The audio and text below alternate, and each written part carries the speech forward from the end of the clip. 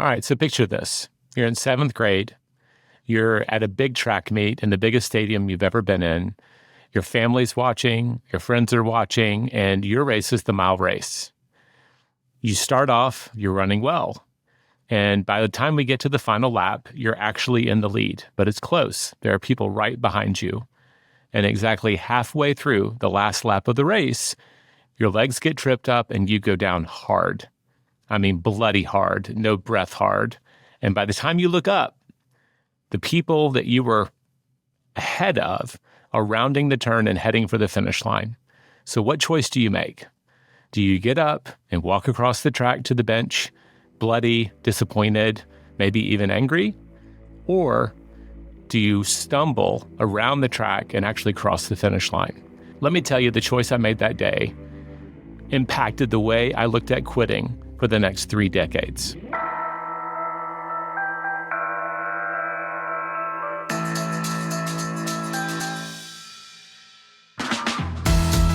I'm Jay Papasan, and this is The One Thing, your weekly guide to the simple steps that lead to extraordinary results.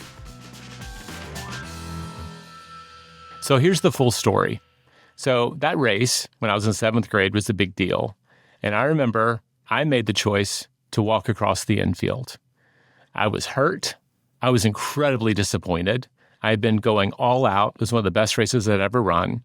And I get to the bench, and my dad is standing at the railing, and I go over to see him, and I'm expecting him to say, "Oh, that's too bad," all the things that you kind of want to hear when you're a 7th grader from your dad. But I remember he looked at me, and this is like a big moment in my life. He said, "Jay, if you had walked across the finish line, no matter how hard it was, you would have gotten a standing ovation." And I remember thinking, oh, crap, I screwed that up. And I disappointed my father. And he was someone I really looked up to and still do. And I just remember that made such a huge impact. I was like, I am not going to be a quitter. I am not going to be a quitter.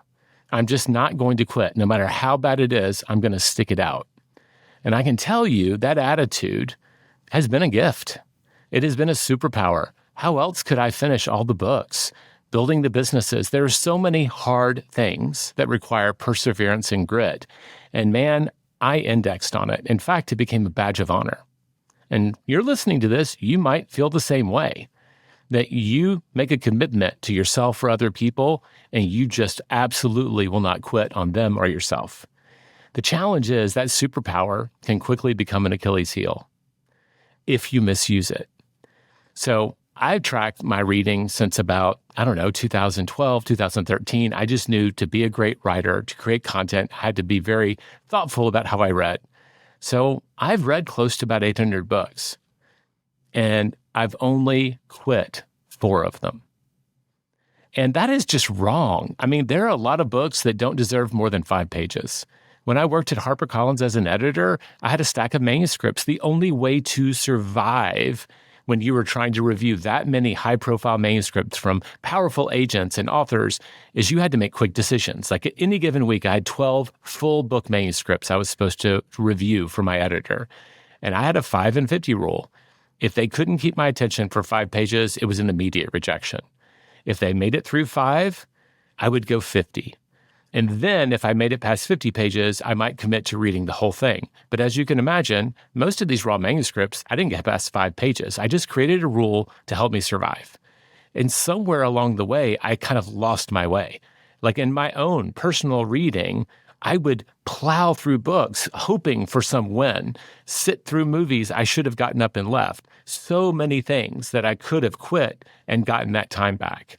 So let me just tell you, and this is like, I need this podcast episode as much as anyone as a reminder, not quitting isn't about integrity, right? It's not about you being a person of your word.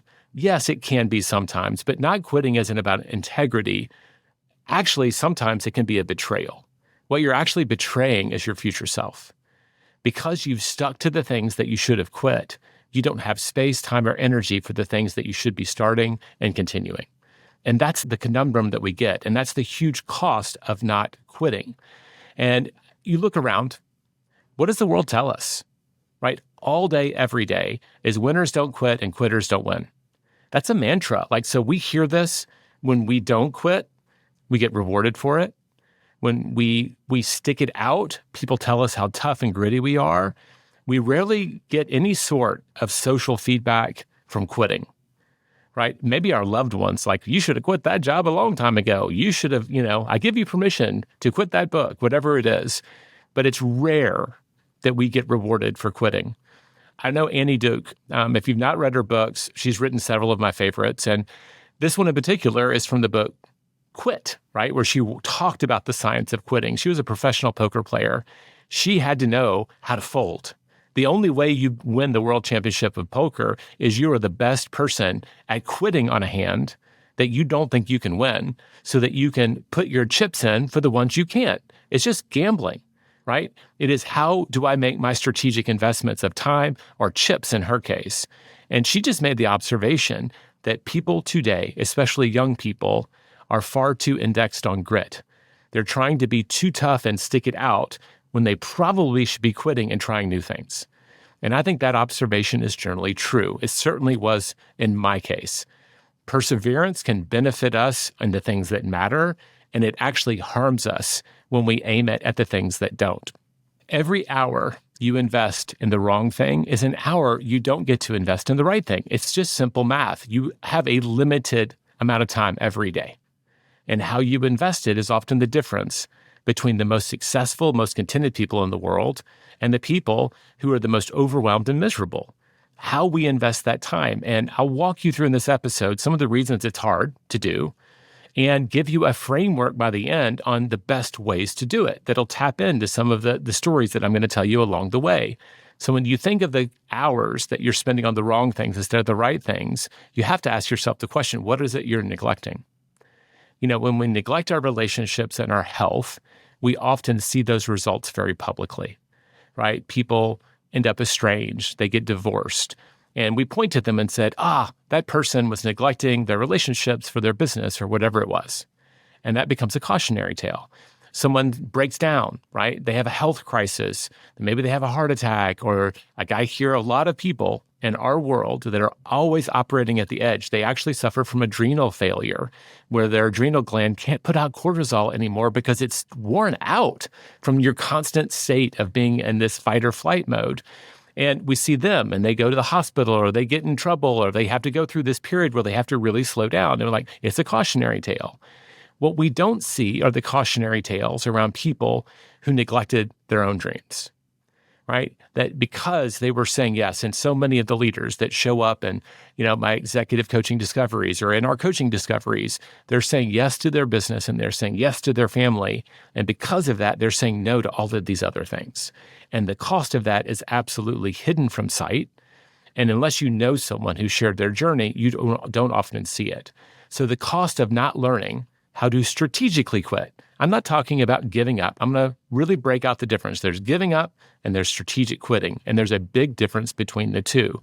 The cost is all of the time that we invest in the wrong things and all the time we miss that we could have invested, that we could have spent with loved ones, that we could have spent doing the things that bring us joy instead of all of the other stuff. I'll ask you a question.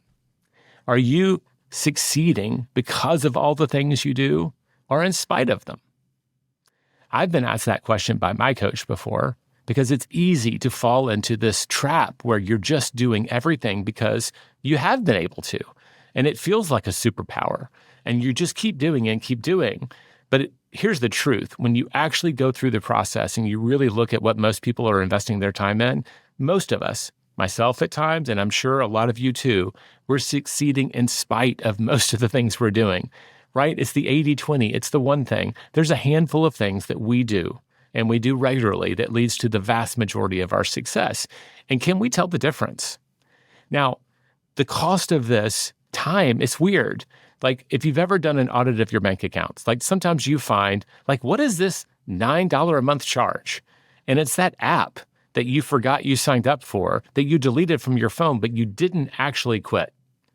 Now, if that was not just an app charge, those little charges slip through the news sometimes, but what about a car payment or a house payment? You would not go more than a month, maybe two, before you'd be like, Why the heck am I being charged $600 a month? You'd be angry. You'd be furious that you missed it. You would call them up and say, no, I paid that off, or no, I quit that service. I want a refund and you need to stop billing me. We don't get that way about our investments of time. Every week, we're investing our time in these little and big things that don't matter. And because we're just busy and we're caught up in the illusion that this busyness is actually productivity, sometimes we don't ever do an audit. So I'm going to walk through some of the reasons why it's so hard to see or why we're so attached. And then again, I'm going to go through a quick 3-point framework for how you can go into your yeses and evaluate your yeses better so that you can quit more often and more strategically. One of the best lessons I got, I remember sitting in the audience, Seth Godin was doing his book, The Dip. And if you've never read The Dip, it's a great one and it's a short one. But the big lesson for me, I don't even remember what the whole book was about, is there was a story about a kid that had worked in the newsroom in this big, big building. Like he delivered the mail, like old school. And he had grown up through the ranks and become an executive, but the old guard still saw him as his old self. And the obvious answer to everybody but this kid was he should quit. He needs to go to a new environment. But it is so hard. And that was the first time I heard someone really like an authority figure, someone I looked up to. And this was Seth Godin. It was probably 2008, 2009, something like that. And he just said, guys, winners quit. Winners quit. They quit so they can win. They win because they quit the things that do not help them win. Winners are actually the best quitters of all. So that's a new frame that we have to put around our time and how we say yes and no to things. It's not that, winners never quit and quitters never win. It's actually just the opposite. Winners win because they're able to quit. They quit the things that don't matter and they stay focused on the things that do. Okay, so let's talk really quickly before we get to the break about what are the reasons that we really struggle to quit, besides like the social pressure and maybe our identity around, like for me, I had it as a badge of honor. Like I don't quit stuff. I can stick it out, right? I'm the marathon man. So there's a lot of stuff going on. First and foremost, and if you've followed me, you know that there's usually this moment in truth that a lot of people are doing something and they're not getting the results. And because they're not getting the results, they think they're doing the wrong thing. But a lot of things, especially extraordinary things, you have to do the activities. You have to kind of pull the lever again and again to get the result. And again, it's heartbreaking. People quit just before the miracle happens. They are so close to the success that is waiting for them, but they quit too soon. So the danger in diving into strategic quitting is you're going to give up too soon. So giving up is just that. I give up. I'm done trying. I'm not going to try. Strategic quitting is when you look at it and you ask the question, have I done this the right way? Is that the reason I'm not getting success? Have I done it long enough to get the results I expect? Do I have perspective on this, or am I being unrealistic about it? And if the answer to those is you're kind of doing it the right way, you've put all of the investment in it, and you're still not getting the results, now you've made an informed decision to quit it. That's the difference. It's just a tiny bit of thought that goes into it versus, throwing down your toys and going home. I'm frustrated, I give up. No, that's not a mature business person. That's not what success looks like. We have to strategically stay engaged and we have to strategically quit. Knowing the difference can be hard. That's one of the reasons we have coaches. But am I quitting too soon? But the thing that we really, really want to avoid is going beyond the expiration date. And those things tend to be really obvious. And I'll just tell you, as someone who's done a lot of coaching and has worked with a lot of teams, when you ask people, what are the things that are not serving me in this season? Most people have a list. A lot of them are very obvious. They're not falling anywhere in this gray area. But if you've got this badge of honor, that devil whispering in your ear, you're not a quitter, you don't quit, and that's not allowing you to say no to these things, that's where you have to do some of the math, or around really big things. You've made a big social push. Everybody thinks, oh, Jay started this business. If I have to stop that business, I have a lot of social pressure I have to wade through. So I really want to be analytical about it. If I have a lot of money invested, I want to be analytical about it. I want it to be a very strategic decision. I'll tell you, 80% of the time, it's really easy to identify the things that we could just cut and move on from because we know they don't matter. So don't do too much. I'll give you the framework, There's not a million things that fall into that gray area. The next thing is the sunk cost fallacy. And so if you're an investor, you understand this. And it's the idea that when we've invested a lot of money in something, that we're very averse to pulling the plug. And so people talk about this a lot of times with stocks. You bought it at 100 and people will ride it down. It's 75, it's 70, it's 65. And they keep thinking of all the money they invested. If I just wait long enough, it'll bounce back. And investors understand this. Some of those, you're just going to chase your money all the way to the bottom. And you're doing it because you're identifying with the $100 and you're devaluing the 75 you still have left. Save that money and put it into a better investment where it can grow versus hoping that somehow the tide will turn. And so we fall prey to this because when we invest time or money, we have an attachment to that outcome. And so we have to be very wary of that. The more time or money you invest in something, especially when it's going poorly, the more likely you are to be averse to pulling the plug. Because you'll be like, now there's no other way to say than that was wasted time.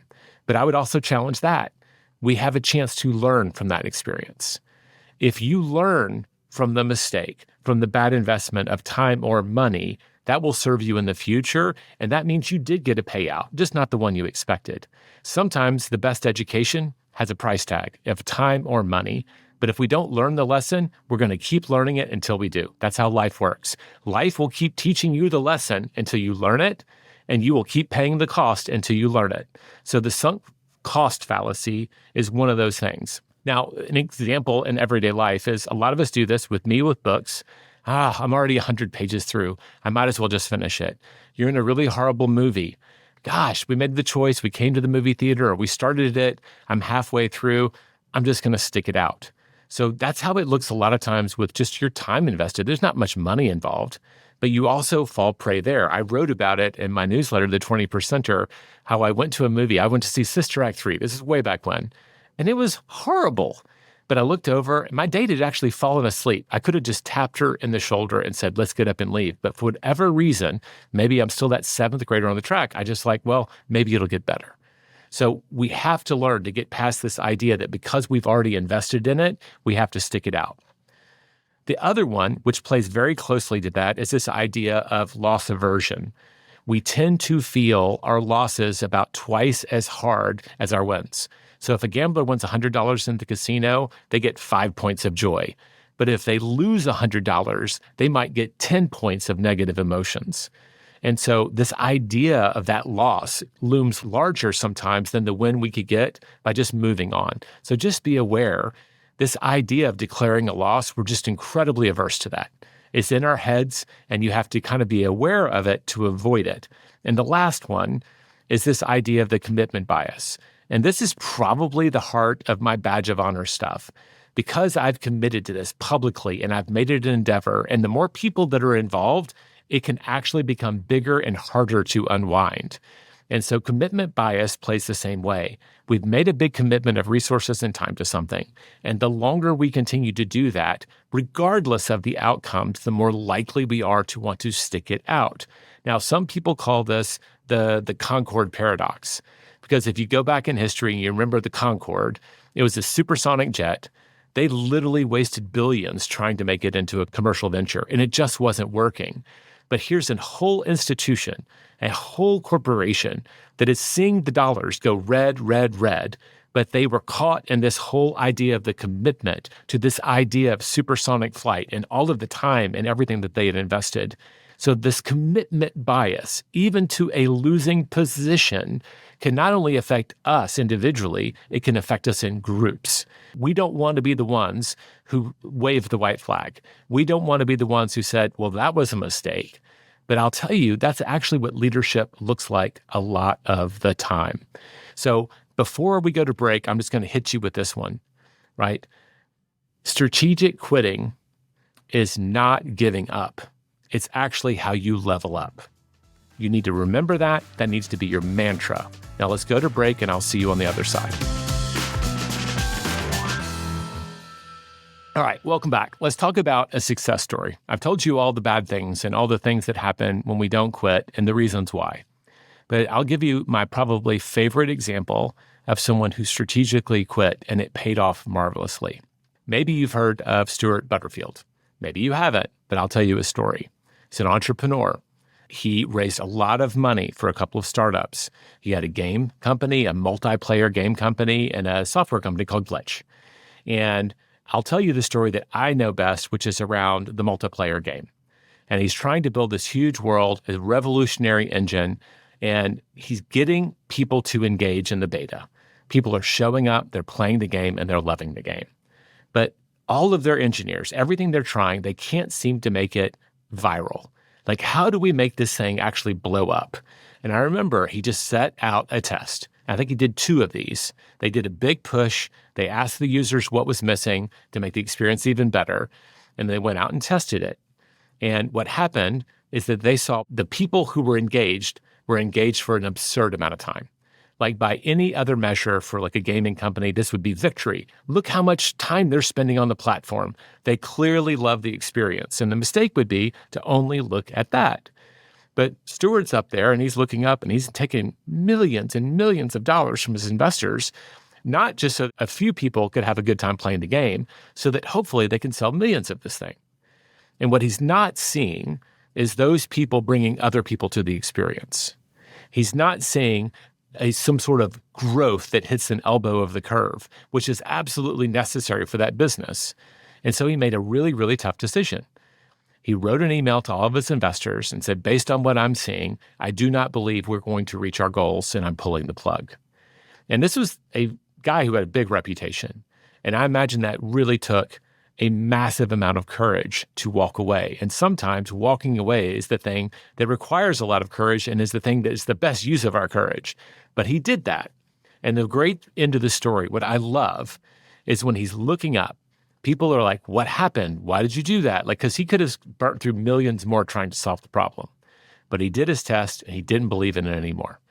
He looked up and they did have one thing that they were using that he thought, maybe I can market this. They had a messaging platform that they were using for their developers to communicate and build these 2 different companies. And guess what? That messaging platform is what you now and probably use way too much and are irritated about, called Slack, that he went on to sell for a little under $30 billion. So Stuart Butterfield strategically quit, not once, but twice. I know the story of the gaming story. He took and refunded, got sent back all of these millions of dollars and had to start over. And he lost maybe any momentum he had, but he did the math. He had a criteria that if they weren't going to hit it, like, why are we going to keep plowing forward? There's a point at which, if you look at what's actually happening, you realize I'm just banging my head against the wall. And he was wise enough to see it, and that allowed him to pivot, put his energy, his investors' money into something that's become wildly successful. Right? And we see it again and again. And the one thing, right? We get people to go through an exercise to identify the things that are missing and the things that should be missing from the calendar, and then walk them through the stages of how to get there. And the achievers are the one who get to the other side. I can tell you again and again, they manage to start clawing back their schedules so that the time that was wasted on lesser things gets invested in better things, things that are not always about making money. They could be about making and deepening relationships, all of the other things that life is about. But that's what we look up to. You know, I go back to Seth Godin. He was the first person to introduce this idea that quitting isn't about being a loser. Winners are the ones who actually quit, but you have to do it strategically. So by putting boundaries, by quitting the things that aren't working or are just kind of tepid and not exciting, they don't have a chance to really go where we want them to go, we stop fooling ourselves around, well, maybe it'll work someday. And we start right then of investing our energy in the handful of things that really do matter. That's what's important, and that's what we want for you. So let's walk through a framework really quickly on how you can go into projects with a clear idea of how you can quit and when to quit, which is a great secret way to make this happen. So the strategic quitting framework is kind of a 3-step process. And it's kind of based on Annie Duke's research, and I love this. And she said, in her experience, the people who were the best at strategic quitting went into something with clear criteria for what would have to happen to stick with it, Or if this happens, we are absolutely quitting. And again, the poker analogy, right? If you bet on a unsuited 2 and a 7, it is supposed to be the worst hand in poker. You might get lucky and win, but it was still a horrible bet, right? So you look up and she's all about how do I manage my resources responsibly so that the wins that I do win are big wins and I avoid all of the messy losses. She had a clear criteria based on the 2 cards that she saw, what her odds were for winning, and then she would either quit or she would move forward. And that's what great people do in business as well and great in life. So how do we establish those criteria becomes the question. So first one is called pre-mortem planning. So before you do the thing, you ask the question, if this happens, we will quit, or if this doesn't. And so that's like with cards, that's how it works. If you've ever read about Everest, when they go to the summit, they have a 1 p.m. turnaround time. And it's just a rule. Doesn't matter if you're 10 feet from the summit. If it's 1 p.m., you turn and go downtown. You go down the mountain at 1 o'clock. Period. End of story. And they figured out that that's kind of this moment of no return. The likelihood that you might die if you stay longer goes way up. The likelihood that you will die before that time, if you turn around, is way down. So 1 o'clock is the rule. So what is the rule for you? Right? When you're trying a new endeavor, I'm going to try this hobby, I'm going to try this sport, I'm going to try this marketing campaign. How many reps are you willing to give it to know that you gave it a fair shot before you start? So if this happens, I will continue, or if this happens, I will quit. Start and have some hypothesis around it. I remember right before I had my first big back surgery, I was trying literally everything that I could try to solve my back pain without actually going under the knife.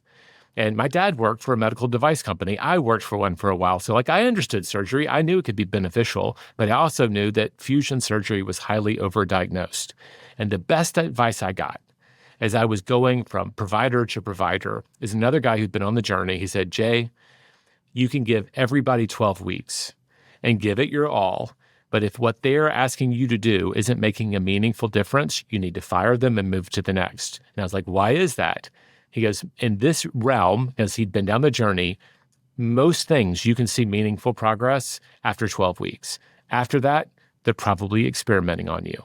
And I've heard from other people over the years, I've shared the stories, like they've literally walked into their doctor's office and they're like reading a book or reading an article. They are about to experiment on you. They've gone through their bag of tricks. So I remember that 12-week rule allowed me to go from yoga to Pilates to stretching, you name it, as a raw thing, gua sha. Like I can give you a long list of things that I tried, but I gave them a reasonable amount of time.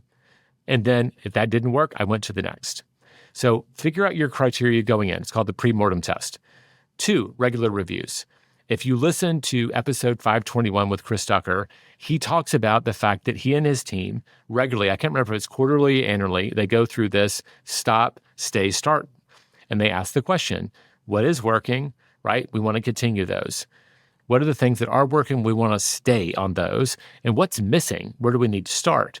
By stopping first, they give room to bring in more time to the things that are working and add the things that are missing. It's a very simple formula, but if you don't step back and audit it once in a while and just ask the question, you've got to have a moment to reflect. Hey, when I look at everything that's on my plate, what are the things that I feel filled up by that's giving me energy, that's helping me get ahead? And what are the things I'm just kind of doing because I think I have to, or because I said yes a long time ago and I haven't thought that I could quit? So regularly evaluate. I think you could do it right now, but I think anything more than a quarter is probably overdoing it, right? But definitely a couple of times a year, you want to do this. What is working, what's not working, and what's missing kind of framework so that you can identify the things that you do strategically need to quit. And like I said earlier, about 80% of the things we need to quit, there's no gray about it. We just know we said yes to the wrong thing. It's not working. We don't like it. It doesn't serve us or the business. We just need to get around to saying no to it. We need to hit the quit button and go on. And finally, you need to get external perspective. For the handful of things that you really don't know, should I quit it or should I stick to it? Because we do know that perseverance does matter in some things. Our big one thing, the things that are going to take us years into the future, those are the things we want to stick to. Are we quitting really on the right things? So you can look to your team, right? If you've got a good team around you that could help you, you can do data. I wear one of these Apple Watches and I track the data. And is this workout actually working for me? Do I see progress? So you can do it by yourself with data. You can do it with your team. I think the best people invest in a coach, right? Because they aren't going to be privy to any of the biases like you and your team.